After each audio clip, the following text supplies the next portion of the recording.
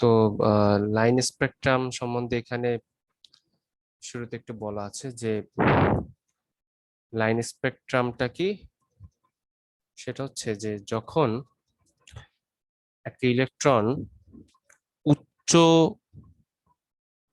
কক্ষপথ থেকে নিম্ন কক্ষপথে আসে তখন সে কিছুটা এনার্জি বা শক্তি নির্গত করে, এমিট করে। সেই এনার্জি বা শক্তিটাই রশ্মি আকারে নির্গত হয়, সেই শক্তিটাই রশ্মি আকারে নির্গত হয় এবং সেটাকে আমরা মূলত বলছি লাইন স্পেকট্রাম। তো আমরা যে অ্যাটম যে অ্যাটমের লাইন স্পেকট্রাম নিয়ে আলোচনা করব সেটা হচ্ছে হাইড্রোজেন অ্যাটম। হাইড্রোজেন অ্যাটম এই কারণে, কারণ হাইড্রোজেন অ্যাটমটা খুবই সরল, কমপ্লেক্স না। আমরা হাইড্রোজেন অ্যাটম নিয়ে হইতেছে হাইড্রোজেন অ্যাটমের জন্য এনার্জি, হাইড্রোজেন অ্যাটমের জন্য লাইন স্পেকট্রামটা কেমন হবে সেটা নিয়ে হচ্ছে আলোচনা করব। তো এখানে এনার্জির যে ইকুয়েশনটা আমার দেয়া আছে সেই সমীকরণটা আমরা এর আগেও পড়ে আসছি, যে ডেল্টা ইকুয়াল টু কি এই সি বাই ল্যামডা, যেখানে ল্যামডা হচ্ছে কি তরঙ্গ দৈর্ঘ্য, যেখানে ল্যামডা হচ্ছে তরঙ্গ দৈর্ঘ্য। তো আজকে আমরা নতুন একটা সমীকরণ শিখব। সেই সমীকরণের মাধ্যমে একটা উচ্চ কক্ষপথ থেকে একটা নিম্ন কক্ষপথে যদি কোনো একটি ইলেকট্রন আসে, তাহলে সেই ইলেকট্রনটার একটি ইলেকট্রন বা আমরা একটা ফোটন বলতে পারি, সেই ইলেকট্রন যদি আসে, যাক আমরা ইলেকট্রনই বলি, হ্যাঁ ইলেকট্রন যদি আসে, তাহলে সেই নির্গত শক্তি যে আলো হিসেবে নিঃসৃত হবে, সেই আলোর তরঙ্গ দৈর্ঘ্যটা কেমন হবে সেটা হচ্ছে আজকে আমরা বের করাটা শিখব। তো এর জন্য আমরা হচ্ছে আজকে একটা সমীকরণ দেখব। তো স্যার সমীকরণটা কোনো দেখার আগে পিকচার দেখা যাচ্ছে না তো?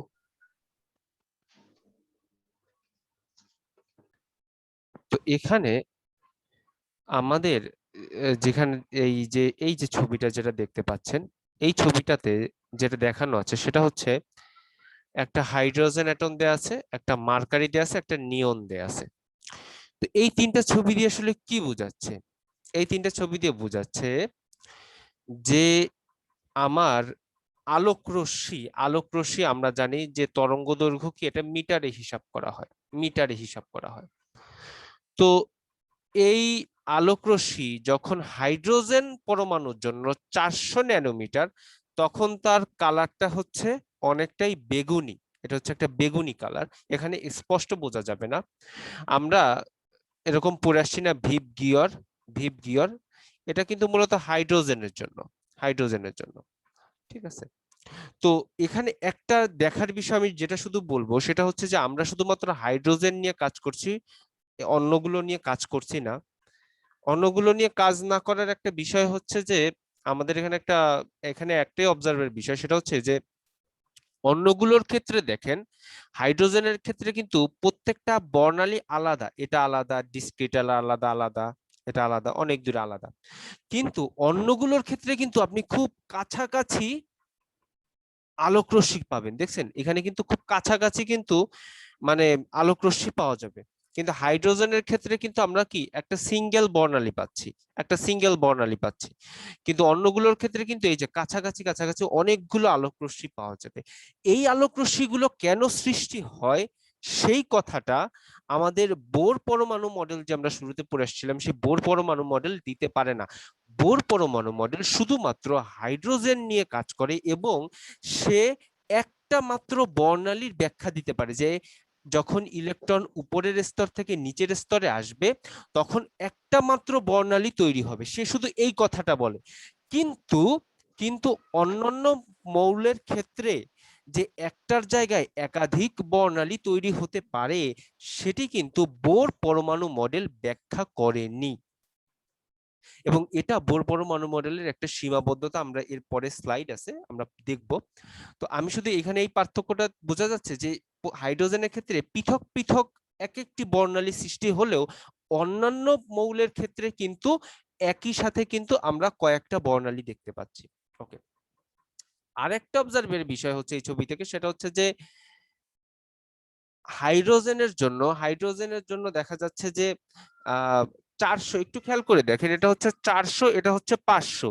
এই 400 আর 500 এর মধ্যে আমরা বেগুনি পাচ্ছি ধরতে গেলে আমরা 420-এ 420 আমরা বেগুনি পাচ্ছি, এটা 420 এর মতো, ঠিক আছে। কিন্তু আমরা নিয়নের ক্ষেত্রে কিন্তু সেটা বেশ একটু দূরে পাচ্ছি, হয়তো বা এটা 460, 460 বা 70 এরকম এরকম ন্যানোমিটারে কিন্তু আমরা এই কালারটা পাচ্ছি, ঠিক আছে। তার মানে বিষয়টা হচ্ছে এই যে কালারের বিষয়টা, এই কালারের বিষয়টা কিন্তু আমার আমার যেটা হয় সেটা হইতেছে যে এই মৌল অনুযায়ী কিন্তু ভ্যারি করতেছে, মৌল অনুযায়ী কিন্তু আমার কি করতেছে, একটু ভ্যারি করতেছে। যদিও এটা আসলে আমরা একটা রেঞ্জ ধরি যে এত থেকে এত রেঞ্জের মধ্যে সবগুলাই একটা কালারের হয়, ঠিক আছে। এই রেঞ্জগুলো আপনারা পড়ছেন কিনা, যেমন ভায়োলেট খুব সম্ভবত আমার যত মনে আছে যে 380 থেকে 420 বা 400, এই রেঞ্জের মধ্যে সবই হচ্ছে বেগুনি হয়, এই রেঞ্জের মধ্যে সবই আমরা ধরি যে বেগুনি হয়, ঠিক আছে। আর আমার রেড এর জন্য সেটা প্রায় 700 ন্যানোমিটার, ঠিক আছে। একটা রেঞ্জ আছে এগুলোর। তো আহ, যেটা বিষয় সেটা হইতেছে যে আপনি একটা নির্দিষ্ট মৌলের জন্য আপনি যে তরঙ্গ দৈর্ঘ্যে একটি কালার পাবেন, অন্য মৌলের জন্য কিন্তু সেই তরঙ্গ দৈর্ঘ্যে কালার নাও পেতে পারেন, তার চাইতে কম বা বেশিতে পেতে পারেন, ঠিক আছে। এটা আর একটা বিষয়। তো আমরা এখানে দুইটা জিনিস শিখলাম, সেটা হইতেছে যে আহ হাইড্রোজেনের জন্য পৃথক পৃথক একটা বর্ণালী তৈরি হলেও দেখা যায় যে অন্যগুলোর জন্য এই বর্ণালীগুলো হইতেছে পৃথক পৃথক না হয়ে কয়েকটা বর্ণালী একই সাথে দেখা যেতে পারে, ঠিক আছে। আচ্ছা, আর এখানে কি কথা লেখা আছে সেটা আমরা একটু পড়ি। এখানে যেটা লেখা আছে সেটা হইতেছে the emission lines correspond to the photons of discrete energies. এখানে আমি একটু যেটা আমরা একটু দেখি সেটা হচ্ছে discrete energies that are emitted when, ঠিক আছে। শক্তি নির্গত হয়, এনার্জিস দ্যাট আর এমিটেড, শক্তিটা নির্গত হয় কখন নির্গত হয়, যখন ট্রানজিশন হয়। কোথায় ট্রানজিশন হয়? Back to lower energy levels, ঠিক আছে। মানে হইতেছে আমার শক্তি তখন নির্গত হয় যখন হইতেছে এক্সাইটেড অ্যাটমিক স্টেট থেকে, মানে উত্তেজিত, উপরের উত্তেজিত আমার অ্যাটমিক স্টেট থেকে আমার হইতেছে নিচে লোয়ার এনার্জি লেভেলে আমার কোনো একটা ইলেকট্রন বা ফোটন আসে, অ্যাকচুয়ালি ফোটন আসে, তখন হইতেছে আমার কি হয়, এনার্জি এমিট হয়। এবং এনার্জিটা এমিট হয় কিভাবে, বা শক্তিটা নির্গত হয় কিভাবে? আলো আকারে শক্তি নির্গত হয়, ঠিক আছে। ওকে, এই হচ্ছে। আর এখানে হইতেছে এই বলা আছে যে তিনটার কি কি আছে সেটা। ওকে, এই ছবি আর কিছু নেই। আচ্ছা, এখন হচ্ছে আমরা এই এনার্জি গুলোর বিভিন্ন স্তরের নামগুলো একটু আমরা এখন পড়বো। আমরা প্রথম জানা যে, আমি এটা একটু পরের স্লাইড দিয়ে দেখাই তাহলে বোধহয় একটু বেশি সুবিধা হবে। হ্যাঁ, এখান থেকে আমরা একটু দেখাই। সেটা হচ্ছে যে আমার কক্ষপথটা শুরু হয় কোথা থেকে? n=1 থেকে, তারপরে আমরা বলি n=2, n=3, আমরা 5টা আঁকাই অ্যাটলিস্ট, 4, আর কি n=5, এর উপরেও অনেক দূর পর্যন্ত আমার থাকতে পারে, অনেক দূর পর্যন্ত আমার কক্ষপথ থাকতে পারে। এখন এগুলোর আমরা নামকরণ করব, কিভাবে নামকরণ করব দেখি। আমরা এই যে n=1 এটাকে আমরা বলছি হচ্ছে গ্রাউন্ড স্টেট। একটু মাথায় রাখতে হবে, স্টেট যখন আমি বলবো তখন n=1টাকে আমরা কি বলবো? Ground state. n=2টাকে আমরা বলবো ফার্স্ট এক্সাইটেড স্টেট। তার মানে ফার্স্ট এক্সাইটেড স্টেট মানে কিন্তু n=1 না, n=2। যেমন আপনারা লিফটে ফ্লোর দেখেন না, ফার্স্ট ফ্লোর মানে কি 2 তলা, ঠিক আছে। তো ঠিক একইভাবে n=2 মানে হচ্ছে ফার্স্ট এক্সাইটেড স্টেট, আর একদম নিচ তলা, একতলাটাকে আমরা কি বলি? Ground floor. তো n=1টা হচ্ছে কি সেই হিসেবে গ্রাউন্ড স্টেট, ঠিক আছে। আচ্ছা, তো এখন বিষয়টা হচ্ছে যে আমরা পাঁচটা স্তরের নাম পড়বো, n=5 পর্যন্ত আমরা 5টা স্তরের নাম পড়বো। যদি যদি এটা দেখা যায় যে উপরের কোনো স্তর থেকে কোনো ইলেকট্রন কোনো ইলেকট্রন গ্রাউন্ড স্টেট বা প্রথম শক্তি স্তরে এসেছে, উপরের যে কোনোটা থেকে, সেটা 5 থেকে হতে পারে, সেটা 4 থেকে হতে পারে, সেটা 3 থেকে হতে পারে, সেটা 2 থেকে হতে পারে, সেটা আরো উপর থেকে হতে পারে, যেটা থেকেই আসুক না কেন, উপরের কোন শক্তি স্তর থেকে যদি প্রথম শক্তি স্তর বা গ্রাউন্ড স্টেটে আসে, তাহলে যে বর্ণালী তৈরি হবে সেই বর্ণালীগুলোকে বলবো আমরা কি, লাইম্যান সিরিজ। Lyman series. তাহলে এক নাম্বার স্টেট না, সরি, এক নাম্বার স্টেট মানে হচ্ছে এই n=2, আমরা বলবো গ্রাউন্ড স্টেট অথবা প্রথম শক্তি স্তর বা ফার্স্ট অরবিটালে যদি উপরের থেকে কোনো ইলেকট্রন আসে, তখন যে বর্ণালী, তখন যে রে উৎপন্ন হবে, সেই রে কে আমরা লাইম্যান সিরিজের মধ্যে ফেলবো। ঠিক আছে, আচ্ছা। ঠিক একইভাবে যদি উপরের কোন স্তর থেকে n=2 তে এসে পৌঁছায়, মানে n=2 মানে ফার্স্ট এক্সাইটেড স্টেট বা সেকেন্ড অরবিটাল, তাহলে উপরে কোনটা হতে পারে? উপরে হতে পারে 3, উপরে হতে পারে 4, উপরে হতে পারে 5, আরো উপরে হতে পারে। যদি এটা হয় তাহলে আমরা সেটাকে বলবো হচ্ছে বামার সিরিজ। বামার সিরিজ, ঠিক আছে, BALMER, এখানে এলটা উচ্চারণ না, বামার সিরিজ বলা হয়। ওকে। ঠিক একইভাবে যদি উপরের কোন স্তর থেকে আমার n=3 তে আসে, n=3 কোনটা? এই যে n=3, তাহলে এখানে 4 থেকে আসতে পারে, 5 থেকে আসতে পারে, তার উপর থেকে আসতে পারে, যদি আসে তাহলে 3টাকে আমরা বলবো থার্ড অরবিটাল অথবা সেকেন্ড এক্সাইটেড স্টেট, তাহলে সেটাকে আমরা বলছি হচ্ছে প্যাসচেন সিরিজ। ঠিক একইভাবে যদি n=4 এসে উপস্থিত হয়, তাহলে সেটাকে আমরা বলবো হচ্ছে ব্র্যাকেট, আর লাস্টেটা বলবো হচ্ছে ফুন্ড। এটাকে আসলে ফুন্ড বলা হয়, এটা পিটে উচ্চারণ হয় না, ফুন্ড বলা হয়। তাহলে এই হচ্ছে আমার 5টা স্টেট আমরা পড়লাম, যে আমার যদি প্রথম শক্তি স্তরে অথবা গ্রাউন্ড স্টেটে উপরের কোনো স্তর থেকে ইলেকট্রন চলে আসে, তখন সেটাকে আমরা বলবো, যে সিরিজটা হবে সেটাকে আমরা বলবো হচ্ছে লাইম্যান সিরিজ। ঠিক একইভাবে বামার, প্যাসচেন, ব্র্যাকেট, ফুন্ড। ঠিক আছে, ওকে। তো এর মধ্যে আপনারা একটু যদি খেয়াল করে দেখেন, শুধুমাত্র আমরা এই বামারটাকে একটু কালারফুল দেখতেছি, তাই না? আর বাকিগুলা কিন্তু নর্মাল, বাকিগুলা কিন্তু বর্ণ নাই, একটা সিঙ্গেল বর্ণ দিয়ে দেখাই দিছে, কিন্তু বামারটাকে কিন্তু আমরা কালারফুল দেখতেছি। এক্স্যাক্টলি এইটাই আসলে, আমরা আমাদের চোখে যত কালারফুল লাইট দেখি সবই হচ্ছে বামার সিরিজের, এবং এদের তরঙ্গ দৈর্ঘ্যের সীমা হচ্ছে, লিখে রাখেন যে 700, এটা অনেকে জানা কথা যে 380 থেকে 700 ন্যানোমিটার। এটা হচ্ছে আমাদের দৃশ্যমান, এটাকে আমরা বলি হচ্ছে ভিজিবল লাইট, মানে দৃশ্যমান আলো।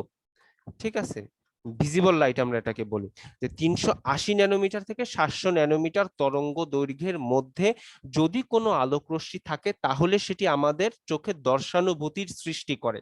ঠিক আছে, যেমন এটা শুরু হয় হচ্ছে বেগুনি থেকে, মানে ভায়োলেট থেকে, এটা সাধারণত 380 থেকে, ওই যে আমি বলছিলাম 420, তারপরে এভাবে প্রত্যেকটার এক একটা স্বতন্ত্র সীমা আছে বা রেঞ্জ আছে। ঠিক আছে, আচ্ছা। তো এই শুধুমাত্র বামার সিরিজটাকেই আমরা ভিজিবল লাইট বা দৃশ্যমান আলো বলি। এখন কথা হচ্ছে, লাইম্যান সিরিজের তরঙ্গ দৈর্ঘ্য সবচেয়ে কম। লাইম্যান সিরিজের তরঙ্গ দৈর্ঘ্য যদি আমরা বলি, লাইম্যান সিরিজের তরঙ্গ দৈর্ঘ্যটা হচ্ছে, সরি, সবচেয়ে কম তরঙ্গ দৈর্ঘ্য হচ্ছে আমার লাইম্যান সিরিজের। ঠিক আছে, ল্যামডাটা সবচেয়ে কম, তারপরে হচ্ছে বামারের একটু বেশি, তারপরে প্যাসচেন, তারপরে ব্র্যাকেট, তারপরে ফুন্ডের আর একটু বেশি। এই জন্য দেখেন, একটু বলি যে আমাদের শরীরের জন্য সেই আলো বেশি ক্ষতিকর যার তরঙ্গ দৈর্ঘ্য যত ছোট, যার তরঙ্গ দৈর্ঘ্য ছোট, সেই আলো আমাদের জন্য বেশি ক্ষতিকর। যেমন গামা রে খুব ক্ষতিকর, যেমন এক্স রে খুব ক্ষতিকর। আর এই যে আমরা লাইম্যান সিরিজ দেখতেছি না, এই লাইম্যান সিরিজটার নাম হচ্ছে ইউভি রে। ইউভি রে নাম শুনছেন আপনারা? অতিবেগুনি রশ্মির নাম শুনছেন? সেই অতিবেগুনি রশ্মি হচ্ছে এই লাইম্যান সিরিজের যে রশ্মিগুলো, সেটা হচ্ছে আলট্রা ভায়োলেট রে। আলট্রা আলট্রা ভায়োলেট রে, যেটাকে আমরা বাংলায় বলে হচ্ছে অতি বেগুনি রশ্মি। এই অতি বেগুনি রশ্মি হচ্ছে আমার লাইম্যান সিরিজের অন্তর্ভুক্ত। আর এটা হচ্ছে আমার বামা সিরিজ হচ্ছে আমার দৃশ্যমান বা ভিজিবল লাইট। আর এর বাদে যা কিছু এই পাশে আপনারা দেখতে পাচ্ছেন, এই সব কিছু হচ্ছে ইনফ্রারেড। ইনফ্রা রেড, এরা হচ্ছে মূলত হচ্ছে অবহেলিত রশ্মি। অবহেলিত রশ্মি, এদের তরঙ্গ দৈর্ঘ্য অপেক্ষাকৃত বেশি।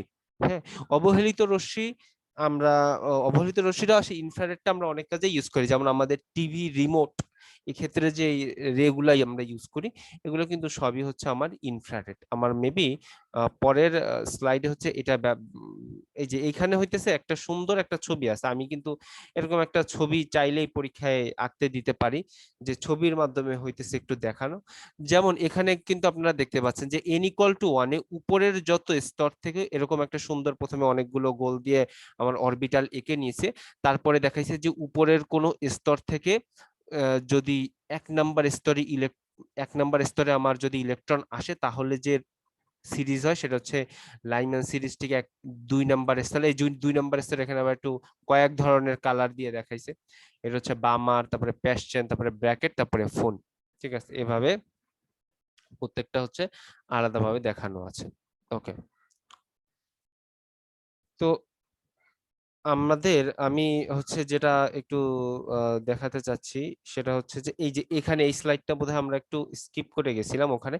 তো এখানেই হচ্ছে ওই বিষয়গুলো লেখা আছে যে লাইমেন সিরিজ যেটা, এটাকে বলছি হচ্ছে আমরা ultraviolet range. Ultraviolet range আমি কিন্তু বলতেই পারি, কোশ্চেনে একটু বলে দিতে পারি যে কোন কোন সিরিজের রেটা হইতেছে শরীরের জন্য মানুষের খুব খারাপ কেন। ঠিক আছে, এটা ব্যাখ্যা করতে বলতেই পারি। তখন কিন্তু এটা বলতে হবে যে আসলে এদের যে তরঙ্গ দৈর্ঘ্য এই ল্যামডা বা ওয়েভ লেন্থ, এই ওয়েভ লেন্থটা খুব ছোট, স্মল।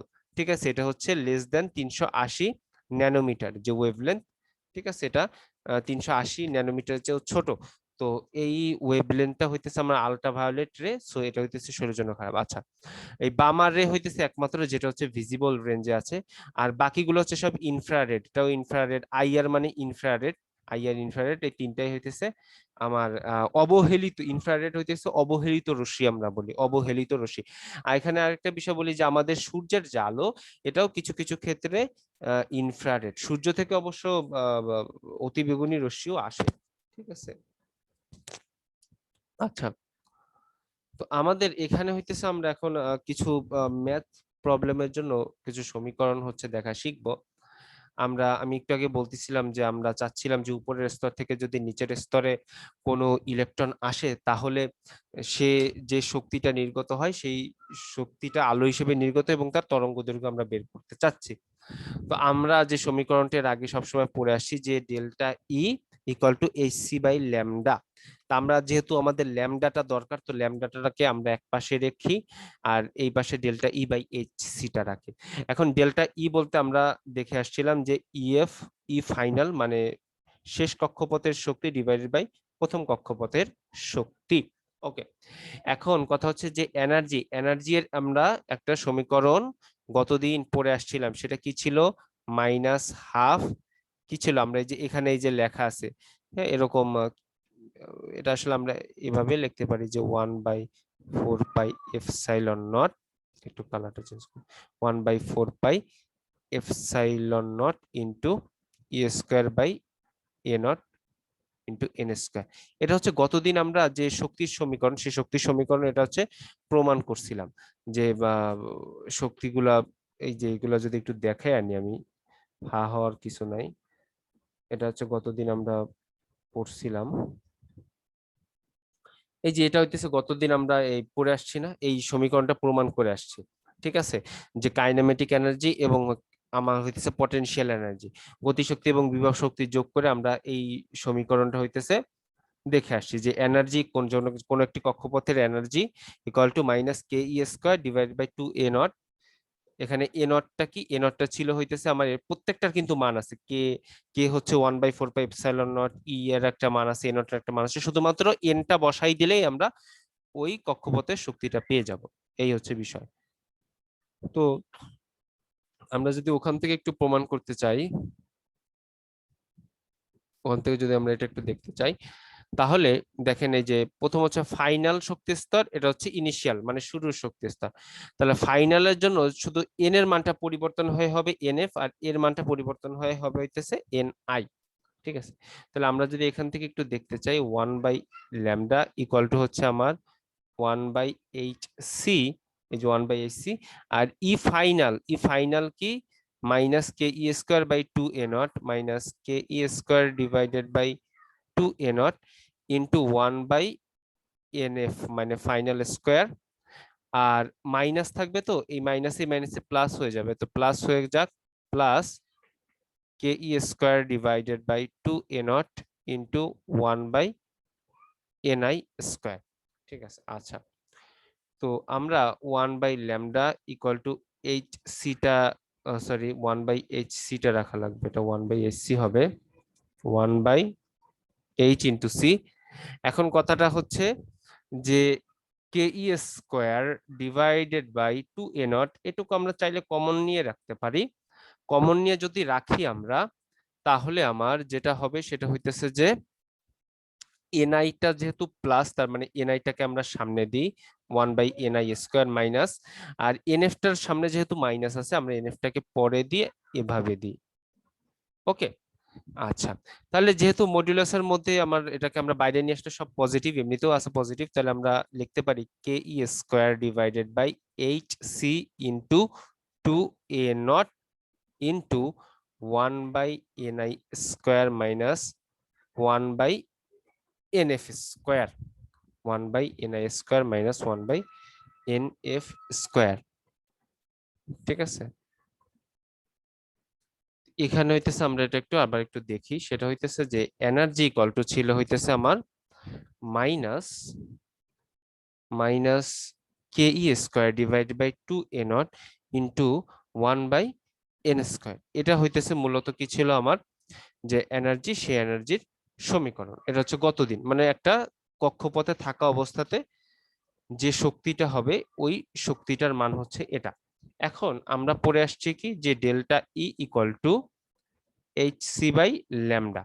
এখন আমার তো ল্যামডার সমীকরণটা লাগবে, তাহলে আমরা যেটা করতে পারি সেটা হচ্ছে আমরা এই পাশে ল্যামডাটাকে রেখে এইচ সিটাকে একটু এই পাশে নিয়ে আসি, তাহলে 1/λ সমান আমরা বলতে পারি ডেল্টা ই ডিভাইডেড বাই হচ্ছে এইচ সি, মানে এইচ সিটাকে আমরা এই পাশে নিয়ে আসলাম। ওকে, আর ল্যামডাটাকে ওই পাশে রেখে দিলাম। এখন কথা হচ্ছে আমরা ডেল্টা ই সমান কি পড়ছি, modulus of E final minus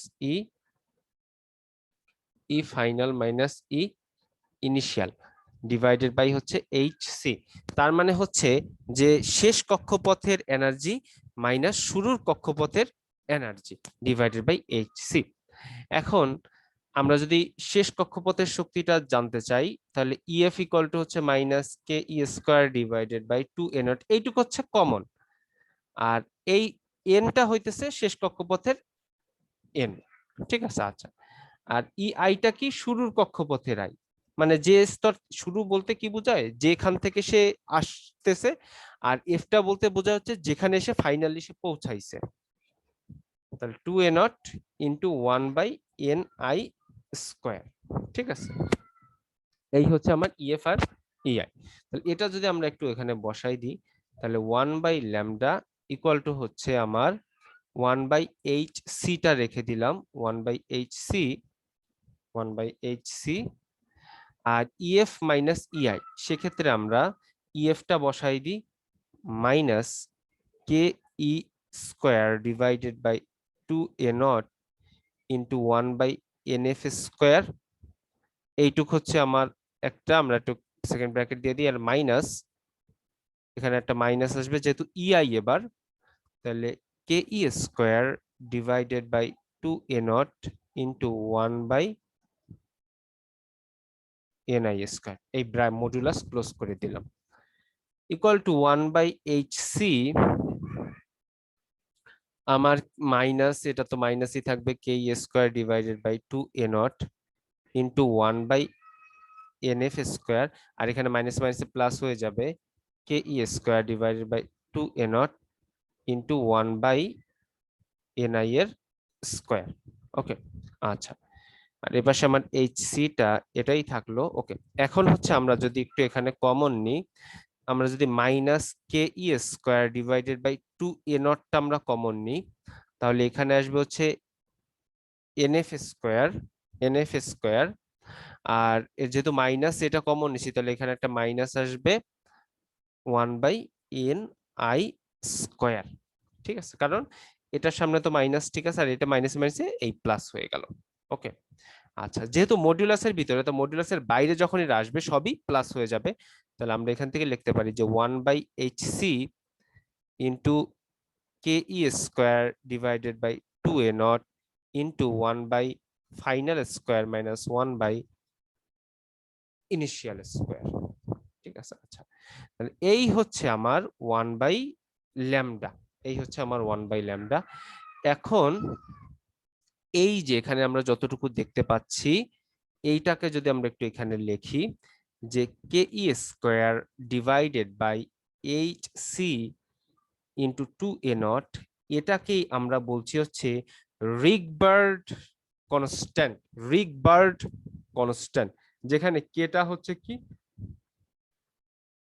by 4 pi epsilon not, যার মান হচ্ছে 9 ইনটু 10 টু দি পাওয়ার 9, ই এর মান হচ্ছে 1.6 into 10 to the power minus 19, H এর মান হচ্ছে 6.634 into 10 to the power minus 34, সিটা হচ্ছে আলোর বেগ, এটার মান হচ্ছে কত 5.31 into 10 to the power minus 11।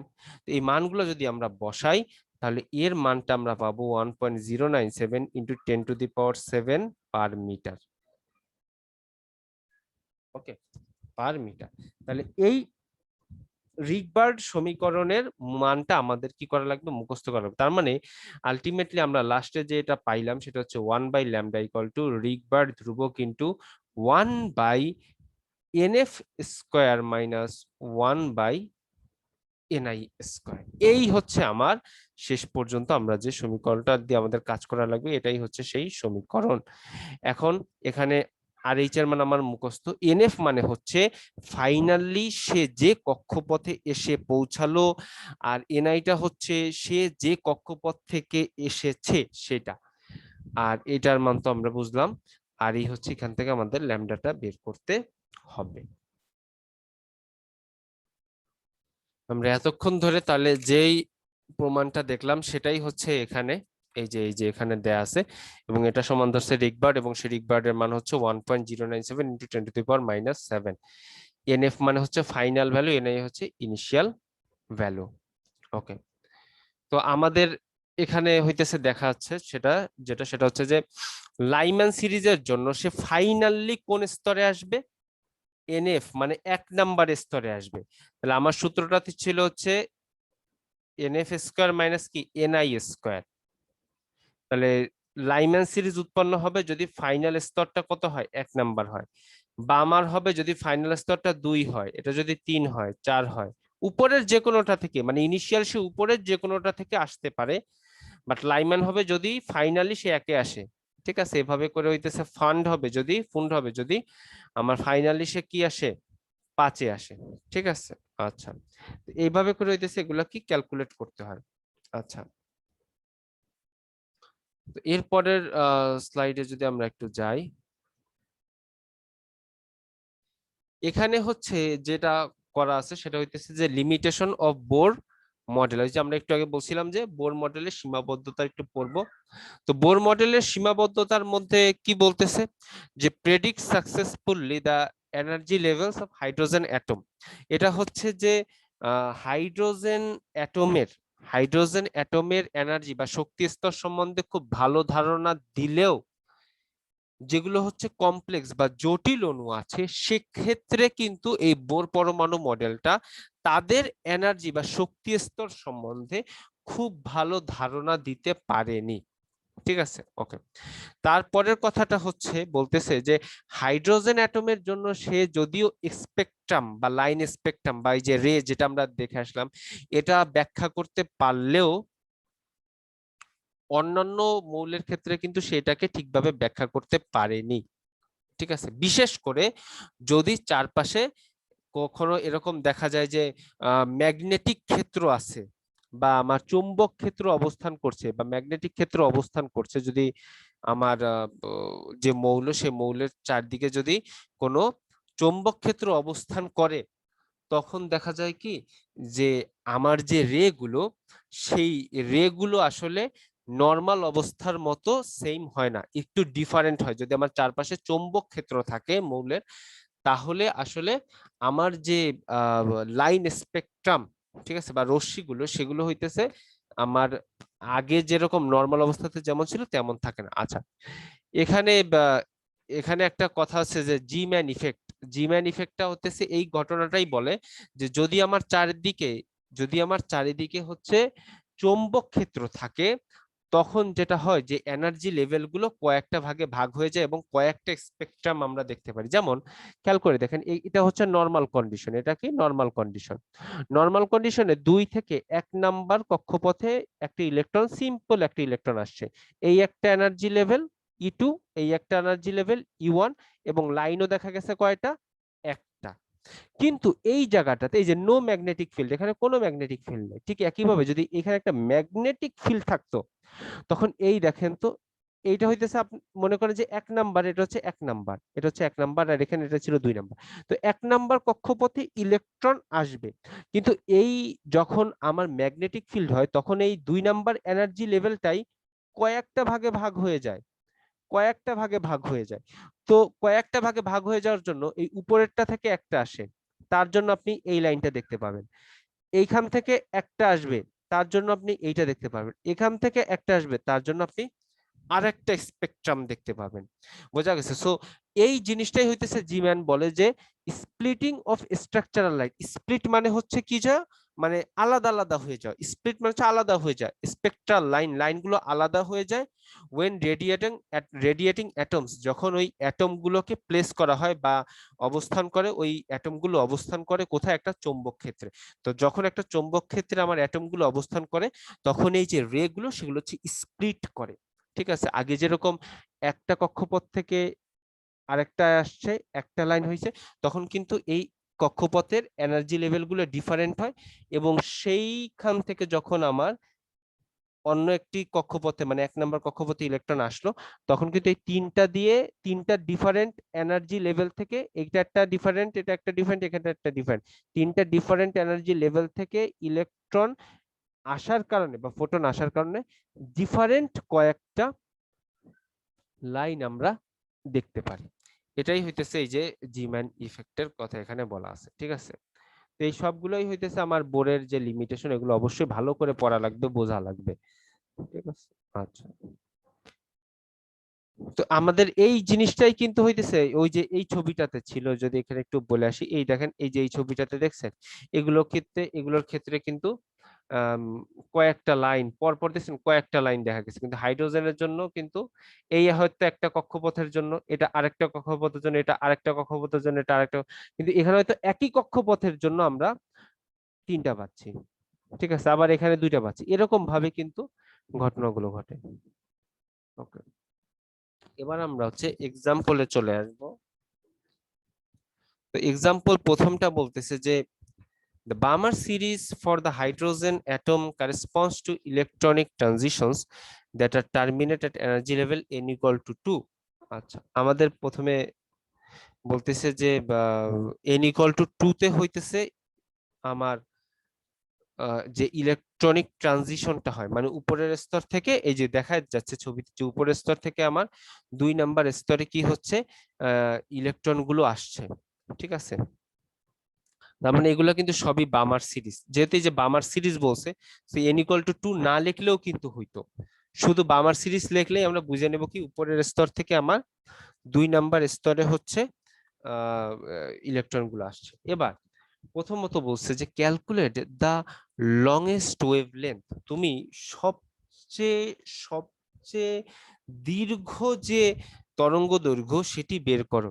হ্যাঁ, আবার দ্বিতীয়তে বলতেছে যে ক্যালকুলেট দা শর্টেস্ট ওয়েভলেন্থ, সবচেয়ে ক্ষুদ্র যে তরঙ্গ দৈর্ঘ্য সেটা বের করো। এখন এই ঘটনাটা বলতে কি বোঝাচ্ছে সেটা একটু দেখি আমরা। বিষয়টা হচ্ছে এই 3 থেকে 2তে আসছে, সেখানে কিন্তু একটা আলোক নিঃসৃত হয়েছে, তার একটা ল্যামডা আছে, এখানের জন্য একটা ল্যামডা আছে, এখানের জন্য একটা আছে, আবার n ইকুয়াল টু ইনফিনিটি, তার জন্য কিন্তু কি আছে, আমার একটা ল্যামডা আছে। তো আমাকে বলতেছে যে এই ল্যামডা গুলোর মধ্যে সবচেয়ে যে ক্ষুদ্র এবং সবচেয়ে যে বড়, সেই দুটি তরঙ্গদৈর্ঘ্য তুমি বের করো। ঠিক আছে? সেই দুটি তরঙ্গদৈর্ঘ্য তুমি বের করো। তো আমাকে এটা বের করতে হবে।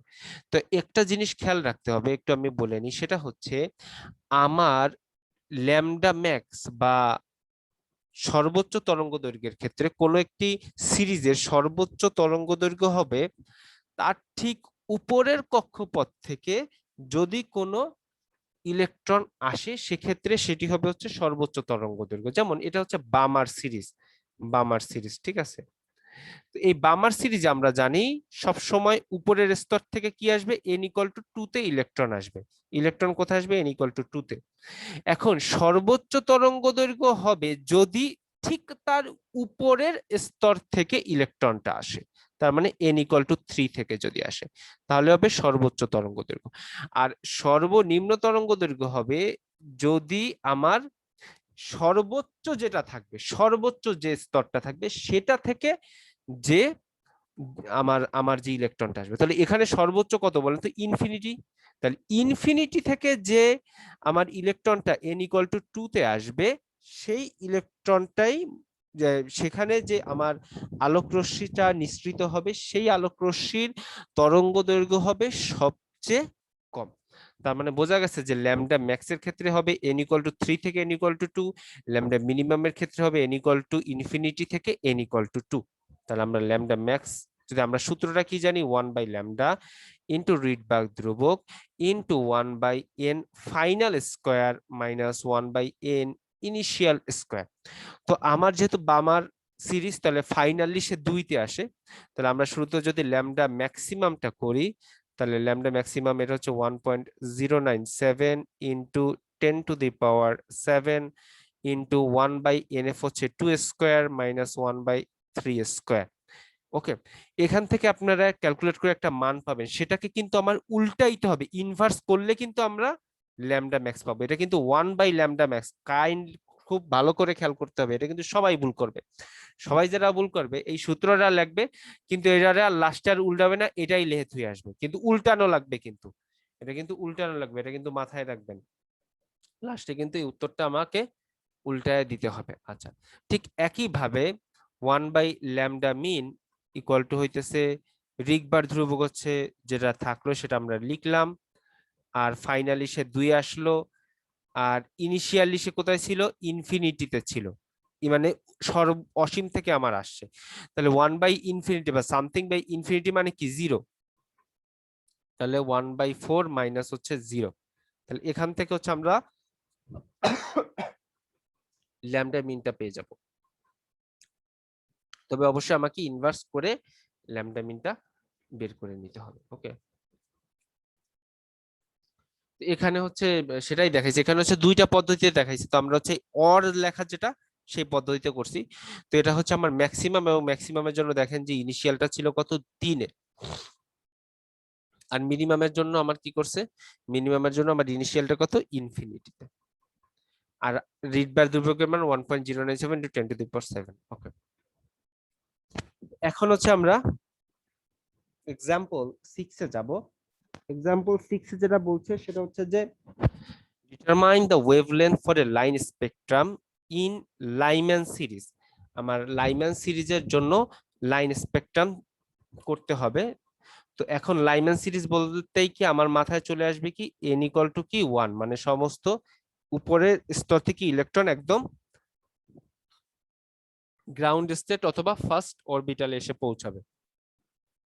তো আমাকে বলছে দ্য ওয়েভলেন্থ বের করো, মানে তরঙ্গ দৈর্ঘ্য বের করো, when electron make a transition from n equal to 3। তার মানে n equal to 3 থেকে যদি ইলেকট্রন আসে তাহলে হচ্ছে আমার তরঙ্গ দৈর্ঘ্যটা কি হবে। তাহলে খুবই সহজ, n এ ফাইনালি একে আসবে, কোথা থেকে আসবে, 3 থেকে আসবে, শেষ। এটাই হইতেছে, আবার উল্টাই দিলে আমরা হইতেছে ল্যামডার যে ভ্যালু, সেই ল্যামডারটা ভ্যালুটা পেয়ে যাব। ওকে, এবার হচ্ছে আমরা প্রায় আমাদের এটা শেষ স্লাইড, খুব সম্ভবত এটাই, এটাই আমাদের শেষ স্লাইড। তো এখানে যেটা বলা হচ্ছে সেটা হচ্ছে যে এই ম্যাথটা করে দেন, আমরা এটা একটু দেখব।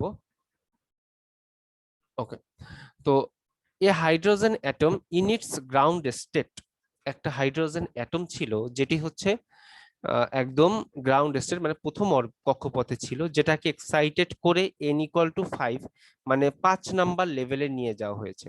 তাহলে এই হচ্ছে n ইকুয়াল টু 1, আর এই হচ্ছে মনে করলাম যে n ইকুয়াল টু 5। তো তাকে কি করা হলো, 1 নাম্বার কক্ষপথ থেকে তাকে হইতেছে এক্সাইটেড করে এই 5 নাম্বারে নিয়ে যাওয়া হয়েছে। ওকে, এবার বলা হচ্ছে ইট দেন মেক্স এ ট্রানজিশন, এরপরে সে একটা ট্রানজিট করলো directly to n equal to 2 level. ঠিক আছে, সে এই n ইকুয়াল টু 5 এ যখন পৌঁছালো তারপরে সে কি করলো, তারপরে সে একটা ট্রানজিট করলো, ঠিক আছে।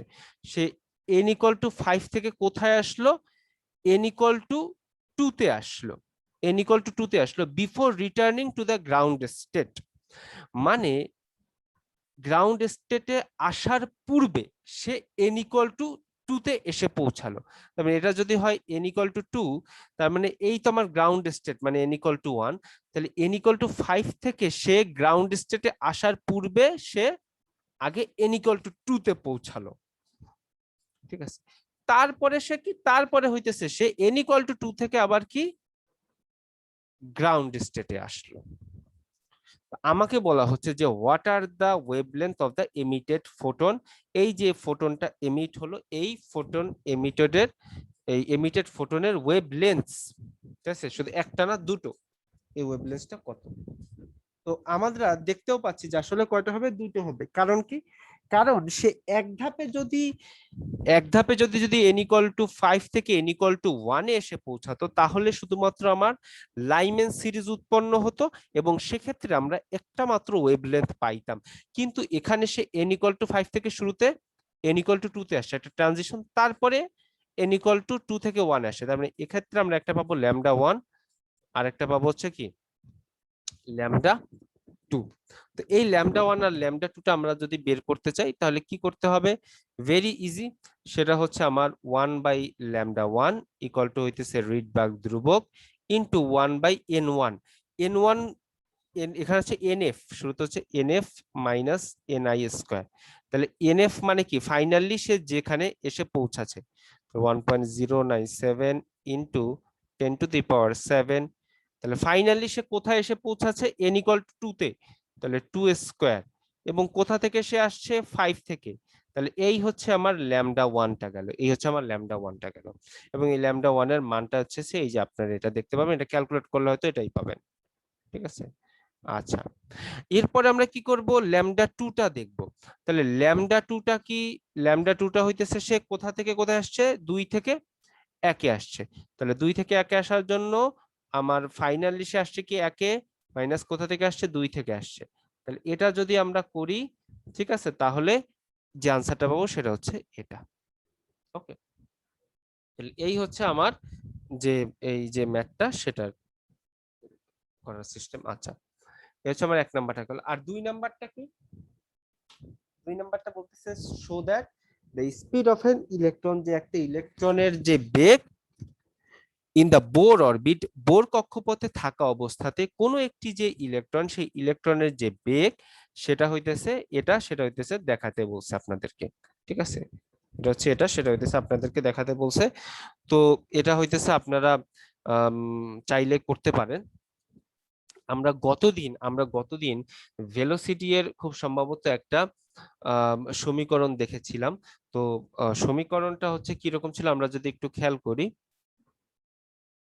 যে mvr ইকুয়াল টু হইতেছে nh বাই 2 পাই, আর একটা ছিল হইতেছে আমার এক্স্যাক্টলি একদম এটা খেয়াল নাই, আপনাদের যদি খাতা থেকে থাকে খুব সম্ভবত e by 4 pi epsilon not M into R N, এটা হইতেছে খুব সম্ভবত আমার, আমি হইতেছে শর্টে হইতেছে এরকম একটা সমীকরণ আপনাদের লিখে দিছিলাম। আপনাদের কারো সামনে যদি খাতা থাকে, যদি কেউ লিখে থাকেন, তাহলে এটা একটু দেখেন যে এটা ঠিক আছে কিনা, যে ই ঠিক বাই আছে sir. 4 pi root over 4 pi epsilon not M into R N, R N. Okay, এই আর এনটা কি, আর এনটা হচ্ছে একটি কক্ষপথের ব্যাসার্ধ। এই আর এনটা সমান আমরা কি পড়ে আসছি, আর এনটা সমান আমরা পড়ে আসছি যে কোনো একটি কক্ষপথের যে ব্যাসার্ধ সেটি হবে হচ্ছে এ নট ইন্টু এন স্কোয়ার, যেখানে এ নট এর মান 5.31 into 10 to the power minus 11।